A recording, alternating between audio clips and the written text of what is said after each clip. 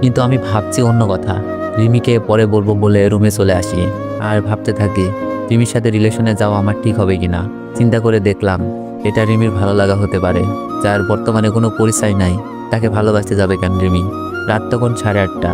রিমি আমার রুমে আসলো। রিমি এসে বলল, কি ভাবা হয়েছে? আমি বললাম, কি ভাববো? রিমি বলল, কি ভাববে মানে? বিকেলে সাদে কি বলছি সব ভুলে গেছো? কি বলবো বুঝতে পারছি না।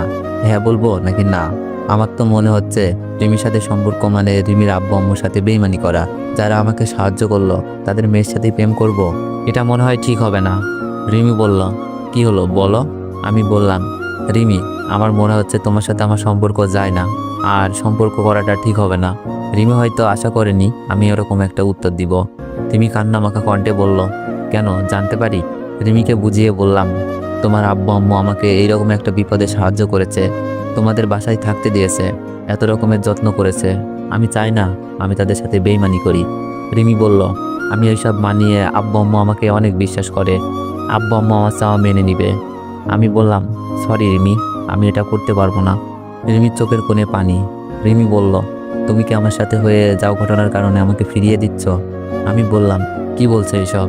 তোমার মতো মেয়ে বা ভাগ্যের ব্যাপার। তোমার সাথে হয়তো একটা দুর্ঘটনা হয়েছে, তাই বলে আমি প্রেম করব না, বিষয়টা এমন না। রিমি বলল, তাহলে কেমন? আমি বললাম, সরি রিমি, এই নিয়ে আমি কথা বলতে চাই না। তুমি তোমার আবেগকে কন্ট্রোল করো, বাস্তবতা মেনে নাও। রিমি চোখে পানি নিয়ে রুম থেকে চলে যায়। রিমি আজ খাবার দিতেও আসেনি, আন্টি খাবার দিয়ে গেছে। আমি খাবার খেয়ে রিমির কথা বাদ দিয়ে ভাবছি ভাবির সংসারের কথা। এখন ভিডিওটা খুব দরকার। আমার সাথে জড়িয়ে পড়েছে আরেকজন। নিজে না হয় ছাড় দিব, কিন্তু তাই বলে ভাবির সংসার নষ্ট করে দিচ্ছি। আর আমার সাথে কথা বলার কারণে আমার পরিবার কিভাবে ভাবির মতো মানুষকে বাসা থেকে বের করে দেয় আমার তা জানা নেই। একসময় এই পরিবার নিয়ে আমি গর্ব করতাম, আর কেন জানি অজান্তেই ঘৃণা জন্মাচ্ছে। তাহলে কি এইসবের কারণ শুধুই আমি? আমি পাগল হয়ে যাচ্ছি। কেন যে মোবাইলটা ভেঙে গেল, মোবাইলে মেমোরিও রাখি নাই যেখানে দেখবো ভিডিও আছে কিনা।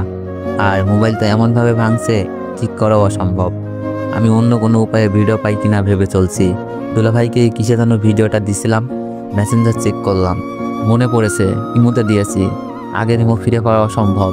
সিমটাও নষ্ট হয়ে গেছে, আর সিম ওটাতে আম্মুর রেজিস্ট্রেশন কার্ড লাগবে। আর আমি আম্মুর সামনে দাঁড়াতেও পারবো না। আবার যদি দুলাভাই ভিডিও ডিলিট করে দেয় তো? আমি কোনো কুলো পাচ্ছি না খুঁজে। তবে আল্লাহর উপর ভরসা রেখেছি, যে আমাকে রাস্তা থেকে একজনের আশ্রয় রেখেছে সে হয়তো আমাকে আবার সম্মানের সাথে নিজের বাসায় নিয়ে যেতে পারে। হতে পারে তখন আমার পরিবারের লোকজন কিছু কিছু ভুলে তারা নিজেরাই লজ্জাবোধ করবে। শুনেছি